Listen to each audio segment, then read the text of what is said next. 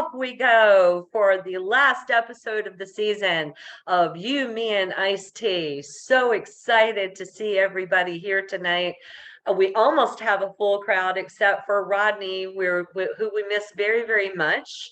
But we have all my other wonderful co-hosts with me tonight.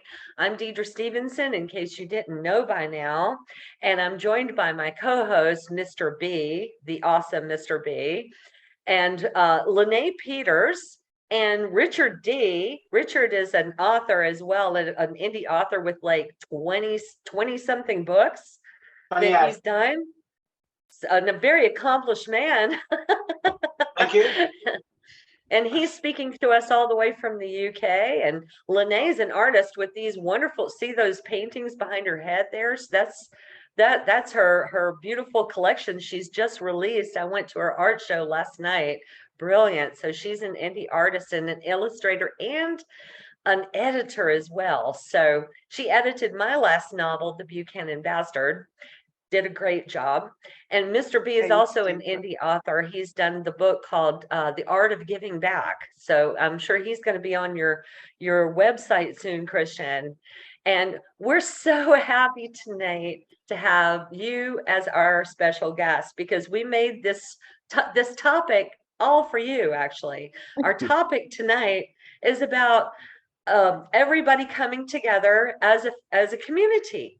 You know, indie authors, indie artists in general, coming together and through community becoming stronger, which I think you, sir, are the embodiment of that. I mean, what you have done is absolutely amazing, and we appreciate it very much. So we wanted to, first of all, give you our gratitude. Let me show it here. There we go. And there's his book.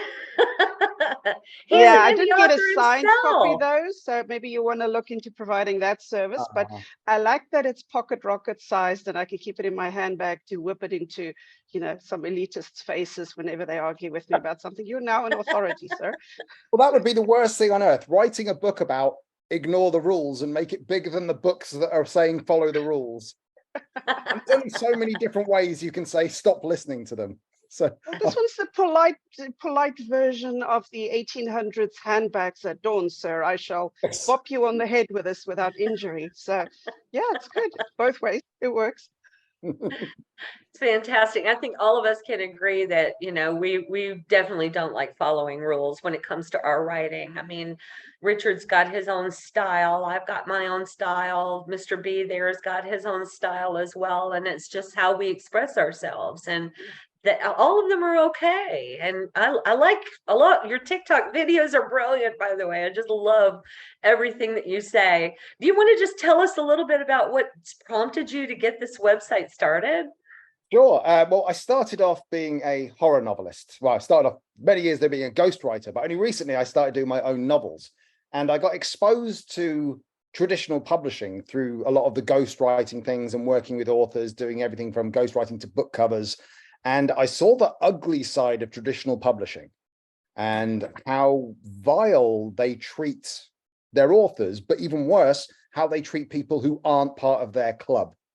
And it made me feel a bit sick, really. So when I started writing my own novels, I was insistent that I would never go anywhere apart from indie publishing. Like, you know, I'll maybe get an indie publisher or self-publish, but I would never go the other route because it's an art form. And the worst thing you can do is homogenize and commercialize an art form. I mean, it might be great for some people for an end result to get money, but at the end of the day, if you're into an art because of the money, then you really aren't doing art. So I started getting very angry at first the way that other people were taking advantage of indie authors, of like mainly things like writing tutors or people giving writing advice, but they were all doing the same thing over and over again and just repeating the lies of the things they've once heard and using it as just content for clicks.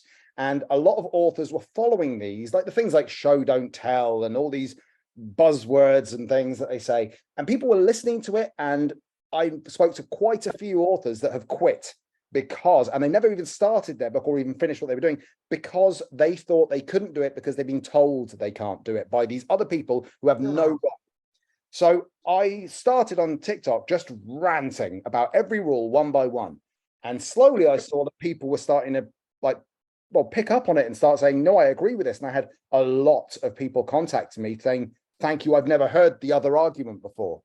And that surprised me. So I wrote that book, Anti-Rule, just for the people who didn't see my videos, because you can get all the content by watching the videos. I know there's a lot of them, but it's free there. So I wrote this for people who might find it online. It's like, but it's cheap and pocket sized because it's not for the money. It's, it's basically just to be out there, and I'm never going to get a cent from it. It doesn't bother me.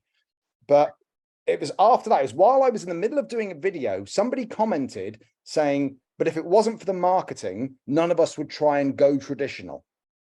And it was like the miscomprehension that they thought that the traditional publisher will solve everything. And that, oh, we'll get it. We've marketed it for you. You're famous and rich now. And that's it. And they didn't realize that you still have to do your own marketing. And then there was all these arguments of like the recent one saying that we're all aspiring authors, not authors. Indeed. Oh, Yes. God. That lovely one. And as soon as that kind of attitude has been basically prevalent in social media for a while now. And I realized that I needed to do something, but I didn't know what. So I did a video saying, all right, what is it that you guys really want? What is it the thing that every person who would want to be traditional, what is the one thing they want? And they all said, like, hands down, marketing. So I was right. I was like, okay, it is marketing. So I've got to do something to do with marketing. What's the thing I would want? And I am a visual person. And when I browse for things, I do judge a book by its cover. I'm that bad person that does that, but we all really do that, even though we prefer not to. So hence why it's like a visual database. So it's basically book covers, but at random. And no one gets preference. No one gets like the higher step than anyone else. You can't pay to get to the top of a list. You can select the subgenre. You can even select the subgenre down to there are some really odd subgenres on this site that people have chosen. But you literally could have, like, let's say lit RPG, which I actually don't even know what it is, but it's a subgenre. And there are a few books, the followers of it will really like it and click on it. And then they will see indie books of that have that subgenre, because Amazon doesn't cater to subgenres, that they will be able to actually see a collection of books that they've never seen before. And they won't have necessarily heard of, and they might not be able to get a hold of. And I made a point of it not being just books for sale, that it can be a story you've put on Wattpad. It can be like you put a blog out and you've written a story on there for free. You can add that to it as well, because it's about spreading the art to any reader who would be open to anything not traditional, which sounds weird because most indie books I've read are worthy of traditional publishing and are worthy of being in a bookstore and are worthy of the New York Times bestsellers list, even though that's corrupt and you can buy yourself onto it. But you see what I mean. But that's the whole story, more or less. Oh, brilliant. Richard, what do you think about it? You've put everything you've ever written on his website. What do you think? I think it's fantastic, and I applaud you for it. It's something that, say I wish I'd thought of, but I wish it existed. And I'm really appreciative that you've actually gone and done it. It's great. I certainly don't write within the rules. I don't even know what the rules are. Are the rules? My rule: I failed English at school. I see a thought in my head and write it down. That's me, and that's all I do. Every story's different. They've usually got a really quirky twist or a subtext to them. I don't sell thousands, but the people I do sell them to come back and keep buying more. So I'm doing something right, and it's making me happy. And that's what I want, really. That's what we should all want. I started off writing with one aim and one aim only. If I find one person who loves my book, just one. And if that one person loves my book, everything I have done is worth it. Yep. Yes, bravo. Well said. And we use that phrase on this program all the time. We do, actually. Right? The idea You're of among kindred one-person concept. Here. Because, like you said, it's a true artist when you're thinking about that one person. What came to mind also was like even independent movies. Imagine Lemonade. an independent film being on there that gives the same level of all films everywhere, to where people can really appreciate what artists. I mean, the most movies I watch now on Netflix seems like to be independent movies. It's like amazing watching them. It's like, wow. Absolutely. But it's like the whole thing of like, if you watch, like, people love Marvel movies. I get that, and they are welcome to them. I have seen a couple of them and gone, they're entertaining, but they're all exactly the same because they're made from the same mold, with the same rules, with the same output. I mean, if you go into a bookstore and look at the thriller section, look at all the covers, virtually every single one is a silhouetted building with some light looking a bit murky, and maybe a silhouetted standing in front of it, and the author's name is as big as the title.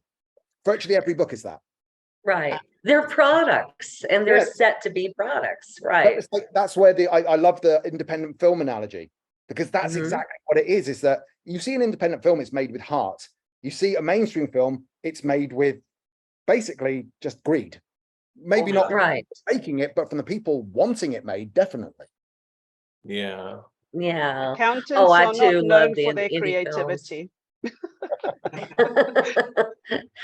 One thing I like about your website too is that it's a meeting place not only of writers but other people who contribute to their books as well. Like, say for example, if I like someone's cover art, I can go to your website and see who designed that cover and get in touch with the artist and go, hey, would you like to design the cover for my new book, because I really like your style.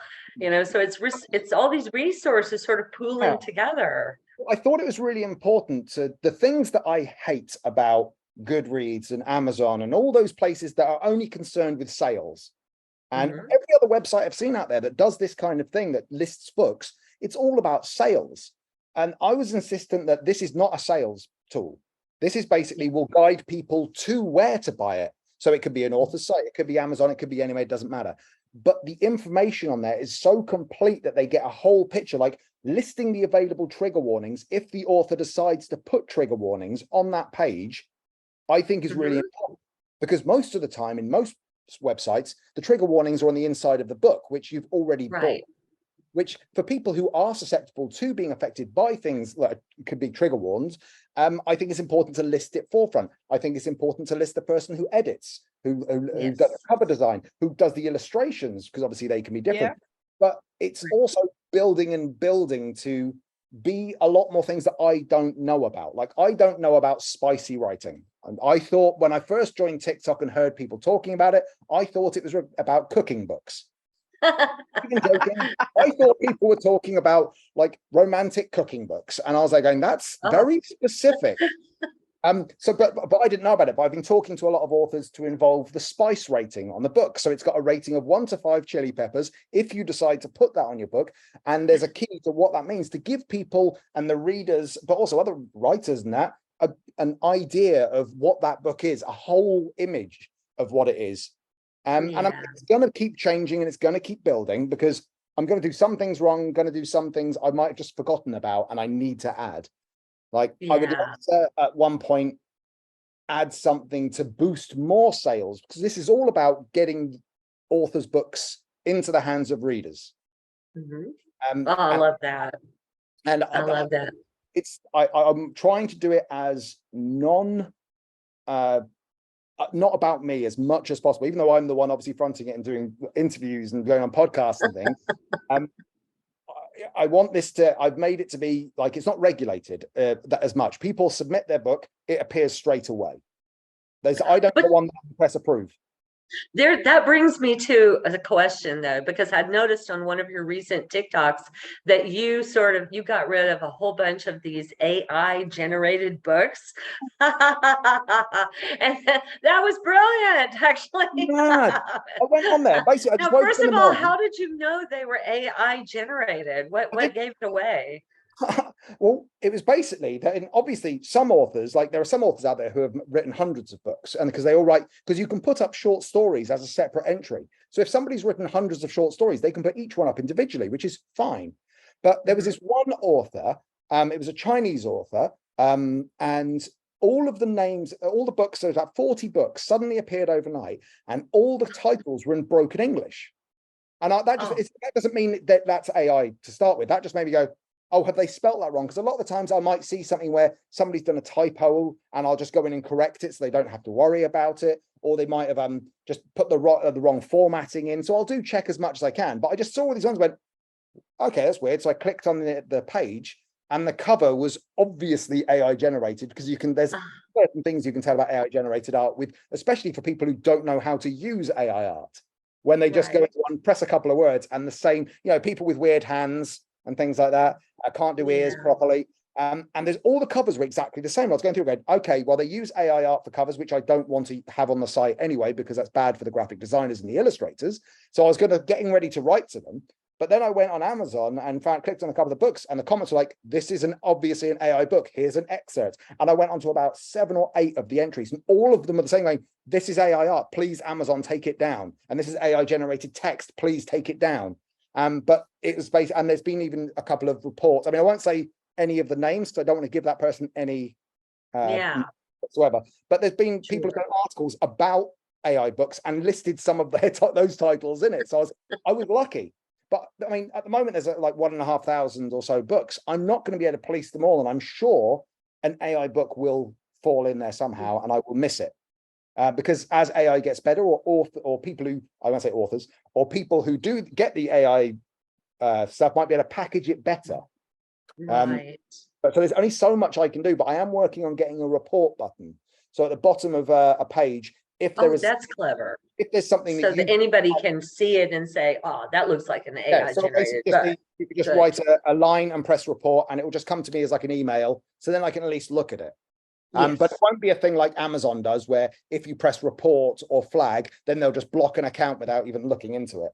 No, that's not fair, because what if it's not, right? Yeah, you're right. Yeah. To be honest, it could have been that could have been a Chinese author who can't speak very good English trying to write in English, which is right. To be up there. And that would have been fine, had it been their original work.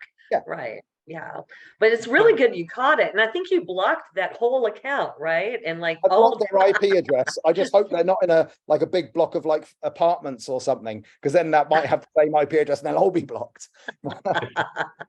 So in addition to AI, Ty, what else may you not want to be on your independent question?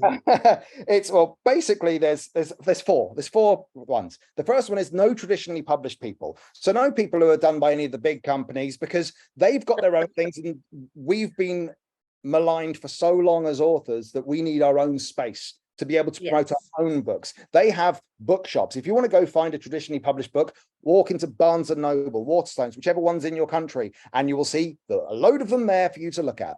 We won't ever be there.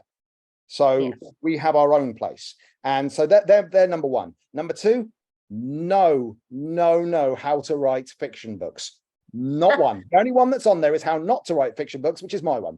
I will not allow the thing is, this might change if the writing book is specifically special and like I agree with it and it's a very good book, but every single how to write book out there I think is detrimental and dangerous to anyone trying to learn to write, because it treats it as a commodity, not as an art form. Oh, wait a minute, this gives us a chance to ask Richard, because I think you have a how-to book, Richard.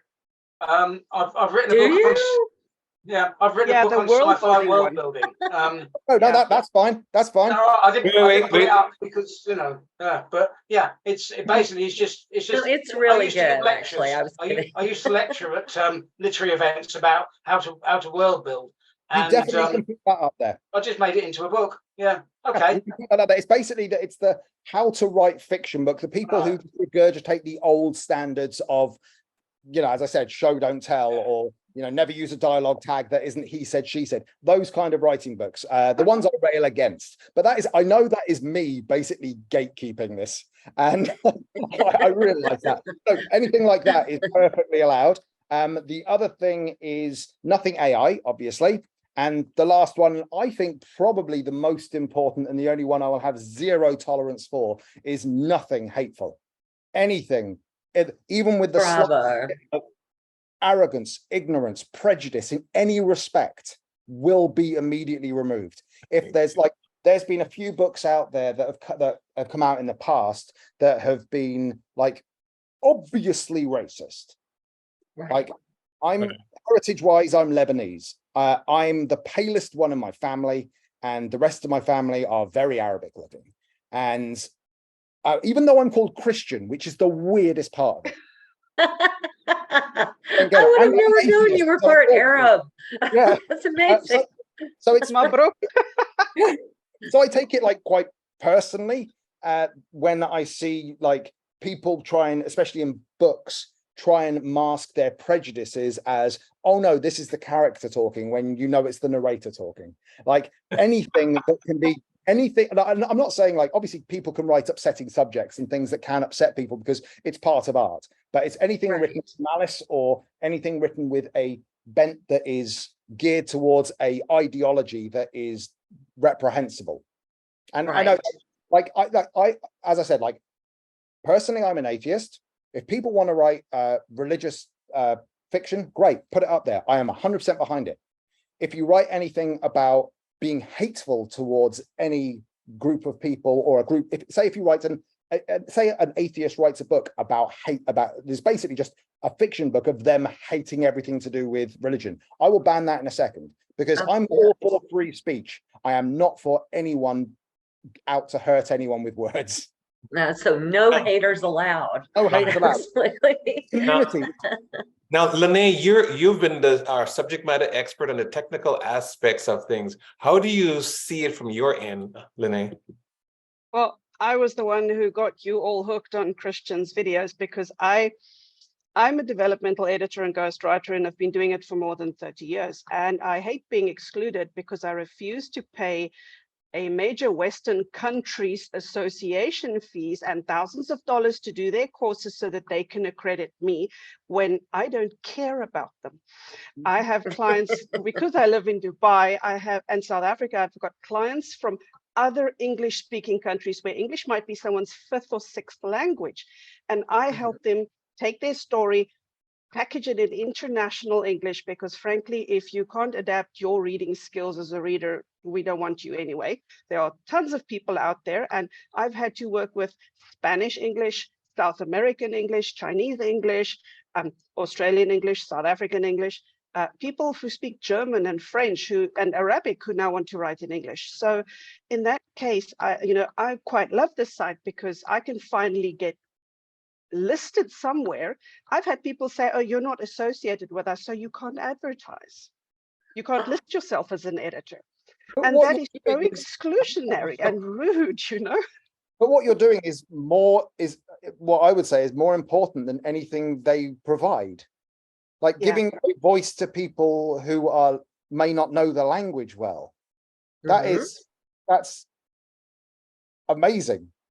And I applaud I try and make a story shine. So alongside that, I also ignore all the damn rules, because if you have a story that's interesting and good and set, and the way, this is how I explain to people, I don't deal with foreigners, I deal with exoticness. We want to learn. We want to culturally appreciate them. We don't want to culturally appropriate them. And once I have someone saying to me, oh, you can't write about Chinese hairstyles, that's cultural appropriation, I get really riled up about something. Because if I visit China or Japan and I buy hair ornaments at their tourist shop, it is obviously cultural appreciation. They are proud of their handiwork. I'm supporting independent art. And if you want to write a character who loves something from a different culture, send them to Dubai, Habibi. We've got 200 nationalities here.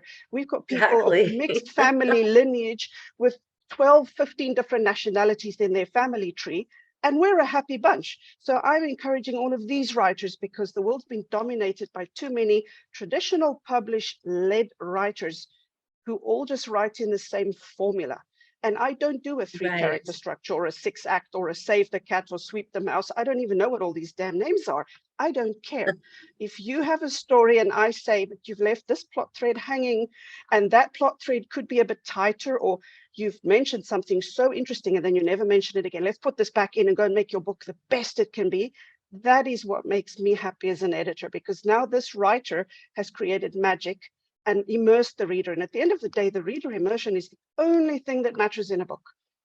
So yeah, that's my philosophy. And So yeah, Christian, I've been telling everyone to come and watch your videos because I found a kindred spirit. And that leads into the segue, Christian. We wanted to take an opportunity to tell all of our independents how they can add to your Absolutely. to Let's your tell them how webpage. to connect with you. Yeah, Yeah, so from the horse's mouth, as it were, and not you, not Okay. the horse. Well, if only I was. I wouldn't be able to type though. Hooves. Sorry. Anyway, yes. If you want to add a book, basically, if you want to add a book, go to myindiebookshelf.com. Oh, sorry.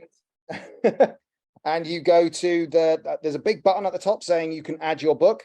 Click on that, and it is an exhaustive form. It is a long form of lots of things to fill in. I do understand that, but there's only a certain section that are required. The rest are optional. So you don't have to put a cover designer. You don't have to put your editor. It's all if you wish to do things. You can add in any kind of buy button or find button. I don't really like calling them buy buttons because it might be to a blog. But you can put in up to 2 basically clickable buttons for every section of book, whether it's ebook, hardback, paperback, audiobook, or other.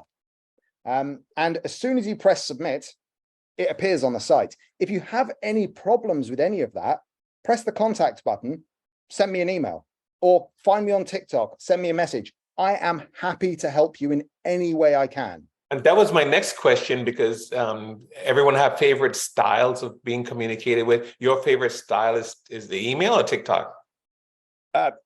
Either's fine, but I think email's easier because they need to sometimes send attachments like their covers and things like that. If they say, I'm having a trouble uploading this cover, or I've had an audiobook narrator want to put audio samples on their little listing, so they have to send me the files. So I think email's probably easiest, but I mean, if it's just a quick need to ask a question, I'm available on TikTok as well. Yeah, so myindiebookshelf.com. Which is the same landing title for TikTok and probably the email and so on. So we'll see the contact on there. Yeah, for TikTok, it's me personally, because I can't do anything normally. And I didn't even think about this when I started up TikTok. I only joined in March, and I started off doing videos saying, if you like, you could like this book or this film. And I was just doing crappy reviews. I didn't even think. We'll find you. Lene will share the information, and I'll put it on the description of this podcast. Cool. Well, So I want to add something before we go. Everybody watching this, Christian is giving up his time. He's not asking for money. But I'm telling you, there's a damn donate button. So you go and help this guy, because pretty soon this thing's going to turn into a monster. He's going to have to hire an accountant because he pays tax in the UK. He's going to need moderators. And he actually needs to make a living as well. So if you list a lot of books on there, go and pop him a few dollars or pounds or pennies, whatever you can, because you would have paid at least $1,000 for the kind of marketing that we are generating on this site. So if you ever need any moderators to help you vet books, if it gets too much, I'm happy to volunteer as well. I'm sure you can get a panel of trusted authors on there, and whichever comes in, we can pick them up as they come in if you're overwhelmed, because the more we help each other, the bigger we grow.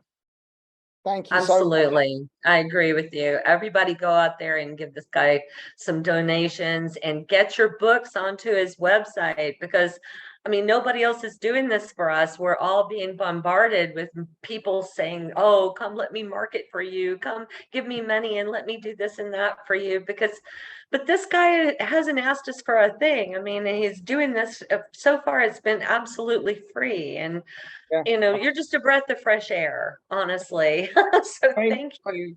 I did create time. I do realize that I did have someone point this out to me, and I will put my hands up and admit it. At the top of the of all the pages, apart from the landing page, is a banner to my book. But that's only not because I'm advertising my book. It's because it's going to be a space for, I might sell an advert up there at some point in the future, but I don't want to sell it to an author. I know we're all authors and that's terrible, but the whole idea of the site is to level the playing field and not give anyone opportunity to be above anyone else, because we're all the same no matter what we do. And so that would be up there if a company or something wanted to just have a banner up there, and it wouldn't be intrusive. And that's the reason that's up there. But I don't even know if I'm going to do that. And what fair enough, because like Lene said, I mean, you're going to need funds at some point, you know, to keep this thing going. I mean, once you've got, you know, this monster of a site, you know, to manage. So fair enough. We understand that. And one thank you thing for we leveling the playing field. and what we would like, Dedra, hopefully, that he would come back on in our future seasons. And if you guys would Absolutely, please, absolutely. You you know, are because this so is welcome on this show because we're all independent, you know, writers and artists, and this is what we do. This is all we talk about. None of us are getting any money for doing this podcast. We literally do this because we love the topic, and we like the brain melt, you know, every time we get together, and we talk about subjects like copyright and world building and things that matter, you know, to writers, and we try to inspire people to do their own writing. So yeah, welcome anytime. You could be a I'm happy reoccurring to be on guest. here. Yes, I'd love to. And if you ever travel, do a stopover in Dubai, and Dedra and I will show you the town. Oh, We thank you very much. certainly will, and we can do a live podcast then. Absolutely. Fantastic. Well, thank you so much for being with us today. I'm sorry for the little technical glitch there. I forgot that my husband's ringtone goes through the silent mode. I had it on silent, except for his. Well, thank you all so much. You've all been so wonderful. Thank you so much for coming, and you know, you guys hang tight with us. We're going to take a small break, maybe just a couple of weeks, but we're going to be back for a season 3 with all new topics, all writing, indie art related. So join us for our next season of You, Me, and ICED coming very, very soon. So take care, y'all.